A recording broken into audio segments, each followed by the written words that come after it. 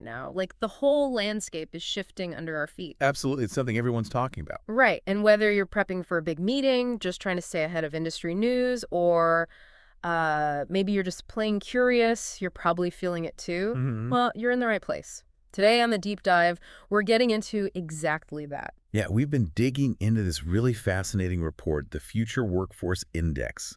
It's from Gabby Burlique and Kelly Monahan over the Upwork Research Institute. Exactly. And it's not just, crystal ball gazing. It asks a really direct question. How is skilled talent actually changing? Right. What's happening on the ground? So our mission today is basically to pull out the absolute must-know insights from this report, especially this rise of skilled freelance knowledge workers. What does it mean for individuals like you listening and for businesses trying to figure things out? Think of it as your shortcut to understanding these, frankly, huge shifts. And they didn't just talk to one group, did they? No, not at all. To get the full picture, they surveyed, thousands of skilled knowledge workers themselves, but also, crucially, hundreds of C-level execs. So, yeah, a really well-rounded perspective. Okay, let's jump in then. The first thing that really leaps out is this number, 28%. Yeah, 28% of skilled knowledge workers are now freelancers or independent pros.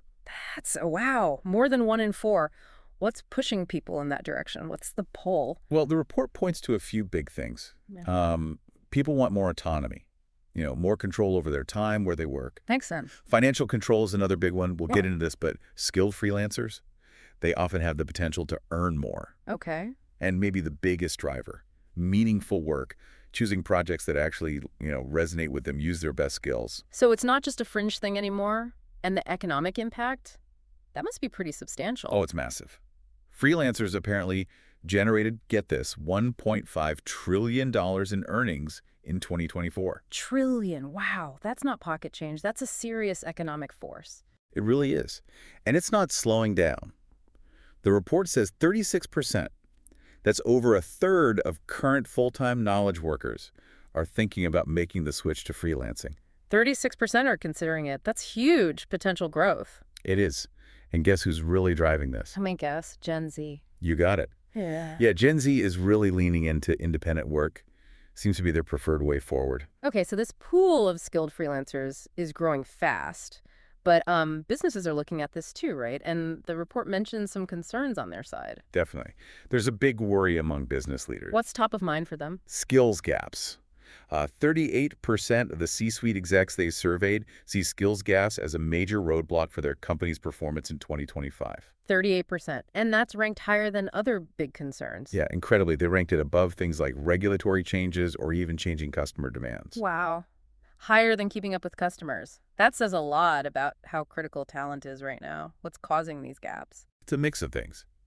You've got aging workforces, so experienced people are retiring. Right, the demographic shift. Exactly. Yeah. Plus, the report suggests some rigid company structures, maybe ones that didn't adapt well after COVID, are causing people to leave voluntarily. They want more flexibility. So inflexible structures are pushing people out. Seems like it.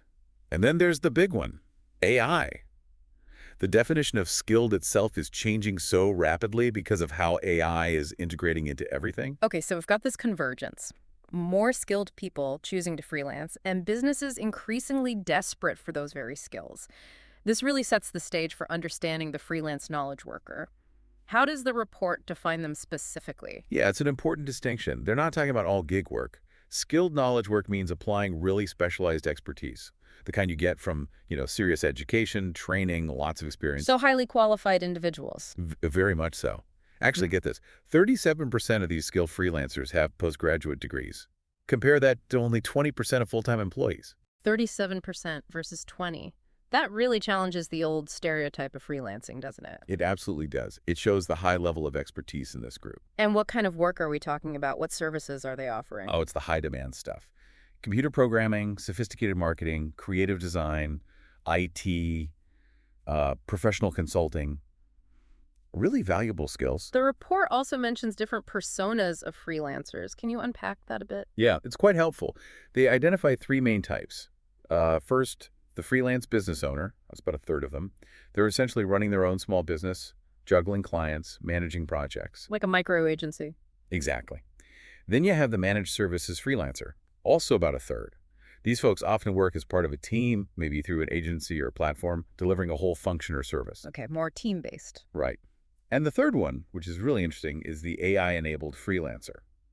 Currently about 31%.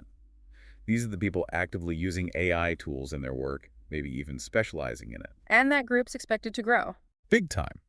The report predicts that 36% of all skilled freelancers expect to be working this way, heavily integrated with AI, within 5 years. Wow. Okay, so different models, but what are the common threads? Why do people choose any of these freelance paths?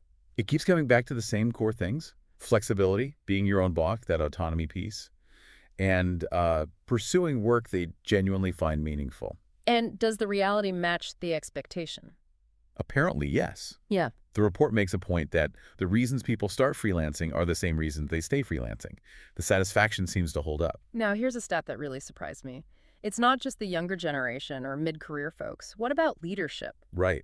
This was fascinating. 63%, nearly two-thirds of C-level leaders have done freelance work at some point. 63% of the C-suite. And even more specific, 42% of CEOs have freelanced in work related to what they do now. CEOs. That completely blows up the idea that freelancing is somehow separate from a traditional high-level career path. It really does. It suggests that experience is valuable right up to the very top. Okay, the report also talks about this Future Workforce Index. What exactly is that measuring? So the index is basically a way to gauge how ready skilled workers are for what's coming next, the future of work. How do they measure that readiness? It looks at a few key things. Do they have expertise in growing fields? Are they committed to learning constantly? How good are they with AI? Do they have those uniquely human skills? And what's their motivation like? Got it. And how do the freelancers stack up against full-timers on this index? Well, this is where it gets really interesting. In several key areas, the skilled freelancers actually tend to score higher than their full-time counterparts. Higher. Why do you think that is? The report suggests it might be their sort of self-directed nature. They're constantly learning, adapting across different projects. It seems to make them more future-ready. Let's get specific. Where are freelancers showing more expertise? Okay, so in fast-growing areas like, say, renewable energy or sustainability, 31% of freelancers report extensive experience versus only 17% of full-timers. That's a big gap. Huge. Same with things like building or training machine learning models, 29% freelancers versus around 18–20% full-timers. And software development, too, 35% versus 28%. Okay, so clear edge in some hot skill areas. What about continuous learning? Everyone needs that, right? They do, and both groups say they value it and are excited about it. But how they learn differs. How so? Full-timers often rely more on company-provided training. Freelancers, they use a much wider range of resources. Lots of self-directed learning. 64% do that. They pursue formal certifications on their own dime, apprenticeships, mentorships. They seem more proactive and diverse in their learning habits. Taking more ownership of their upskilling, it sounds like. Exactly. Which leads us to the big one, AI proficiency. Right. Are freelancers ahead here too? It seems that way, probably because of those diverse learning paths. Lots of self-training, 51% versus 39% for full-timers, just getting hands-on with the tools. So they're experimenting more. Yeah. And more report having advanced or expert AI skills, 54%. And they use AI tools more often. 62% use them at least several times a week, compared to 53% of full-timers. And how do they feel about AI? Overwhelmingly positive. 84% of skilled freelancers are excited about how AI can enhance their work, make them better. 84%. That's a very optimistic outlook. Now, what about those skills AI can't replicate easily? The human skills. Freelancers report higher strength there too. Things like creativity, 47% versus 40% for full-timers. Critical thinking, 43% versus 38%. Adaptability, 41% versus 37%.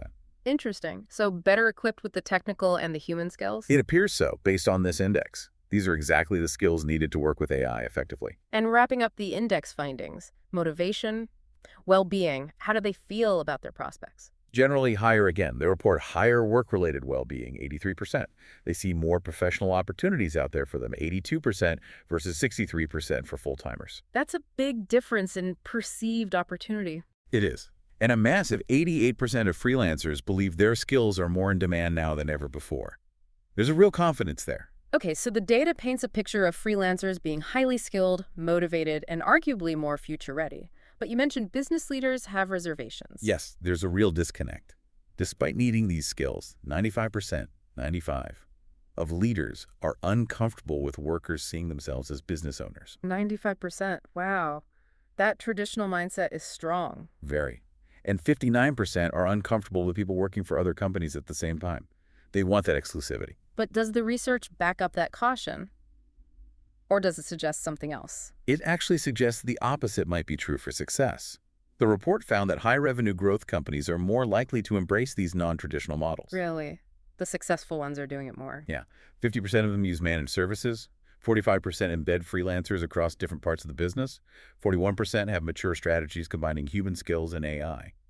It suggests flexibility and diverse talent models are actually linked to growth. That's a powerful counterpoint to those leadership concerns. So summing up the trajectory, where is this all heading? Well, the signs point strongly towards freelance being a permanent, growing part of the skilled work landscape. Remember, 36% of full-timers are considering it. Right. And how many freelancers think about going back to traditional jobs? Only about 10%. Very few. And with Gen Z, over half, 53%, are already freelancing. So the pipeline is strong. And the overall outlook? Pretty optimistic. 84% of freelancers and even 77% of full-timers believe the best days for freelancing are still ahead. It feels like the core promise of work is shifting. I think that's exactly right. The old promise was maybe stability through a long-term job. The new promise, particularly in freelance, seems to be about control, self-development, and finding meaning. And this isn't just a short-term gig for most people, is it? Not at all. Two-thirds have been doing it for over 3 years. 18% for over 10 years. A decade or more. Yeah. And the key to that longevity seems to be that continuous learning, what the report calls person skills fit, constantly adapting your skills to what's needed. Okay, so let's bring this home for our listeners, especially those in leadership roles. What's the big takeaway for them? I think the clearest message is that relying only on traditional full-time hiring models just isn't going to cut it anymore, especially with these skills gaps. They need to broaden their thinking. Absolutely. They need to seriously consider how to strategically integrate skilled freelancers and maybe recognize that part of why people leave traditional roles is a perceived lack of growth opportunities within those structures. So rigid structures might be actively pushing talent away towards freelancing. That seems to be a key factor. The reports suggest the most effective talent strategies going forward will be the ones that embrace different ways of working, empower people, and make learning and growth easier for everyone, regardless of their employment status. Okay, so to quickly recap this deep dive, we've seen this undeniable accelerating shift towards skilled freelance work. Driven by autonomy, control, meaning. Right. And these freelancers often score higher on future readiness, especially with things like AI. Even though some leaders are hesitant. The most successful companies seem to be leaning into these flexible models more. Exactly. So hopefully this gives you, our listener, a really solid handle on these trends, whether you're thinking about your own career or how your organization finds talent. And maybe one last thing to chew on as you go about your day. Given everything we've discussed, what fundamental ideas about how work is structured, about how careers develop, what needs to change for you personally and for the organizations we're all part of to really succeed in this new landscape?